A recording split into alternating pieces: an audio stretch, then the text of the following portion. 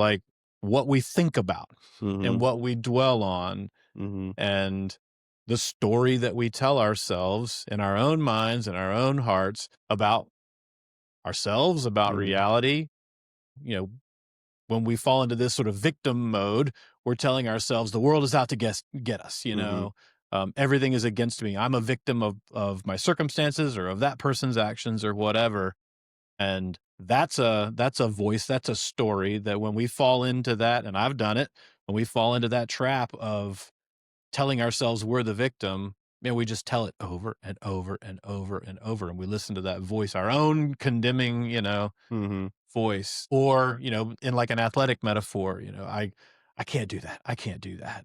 I don't know if it's athletic or not, but I just, you know, Instagram, a reel scrolled by recently of somebody standing up on like a cliff jump. You know, he's going to jump, you know, whatever, 50 feet down into the water. I forget the point of the reel, but, you know, he took forever, you know, and he's just sort of stepping up, stepping back, stepping up, stepping back, stepping up, stepping back. And you can just hear the voice going, you know, I can do it. I'm going to do it.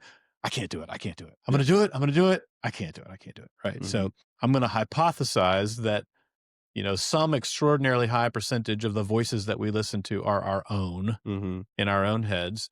And if it's true that statistically, you know, negative thoughts to positive thoughts are 14 to 1, like I saw one place, or whatever they are, overwhelmingly negative. I think it's like right? 80% of my thoughts are negative. Yeah. Which, you know, if you look at just how we were created, like, you know, way, way back. Yeah. It made sense because you kind of had to live in survival mode. Sure. You know, you're worried about like being the prey of some large animal or like, you know, having to, you know, find shelter and survive the cold and, you know, all these things. And it's like with modern technology and everything, that's not really as much of a threat. Not obviously it is for some people, but in our context, it's really not that much of a threat. But our brains are still like we were still created to have that kind of hyper like survival mode. So most of our thoughts are negative, but we don't have the survival component. It's just anxiety and fear and, you know, always looking for the next shoe to drop. To be afraid Even though there's not Yeah. as many actual threats to like our existence. Yeah. Yeah. And I don't know that I would say we were created for that, because I think we were created for a perfect relationship with God and a perfect world that he created, but we fell into that. And so it's instinctive to us as fallen sinners in a broken, fallen world to be negative, right? But Jesus wasn't that way. Right? Yeah. So what do we mean when Tim Tebow says, put Jesus on the pedestal, not me on the pedestal? I think sometimes for me things like that sound like good Christian things to say. And I'm like, I'm not quite entirely sure what exactly that means. Yeah. But maybe one piece of it is he's who we were created to be. Like we were created to be like that.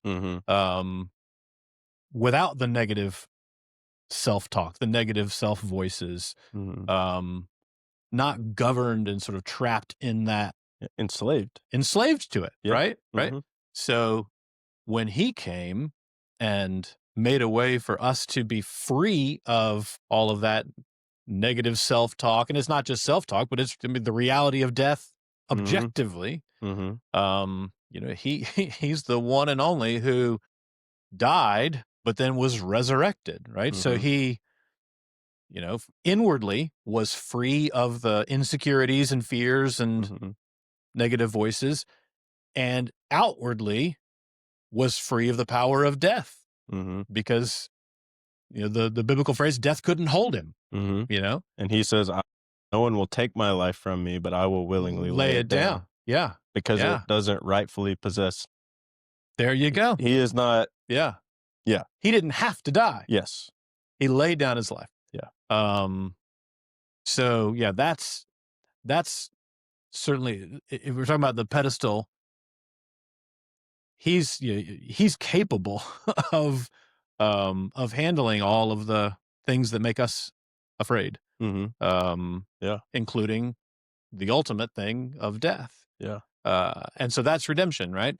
But back to, I think, what can we do? Because I mean, this is a lot of big big theology, right? Yeah.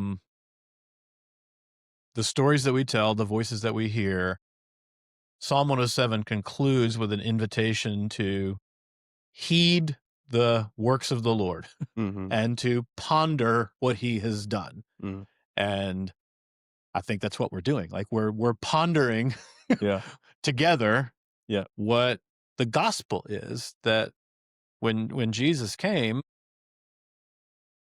he made a way through his sacrificial death for us to be redeemed, meaning brought back from being owned by death. We don't have to be owned by death anymore.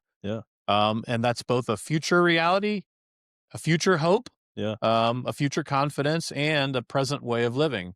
And if we kind of hang on to that future, like, okay, death is not the end.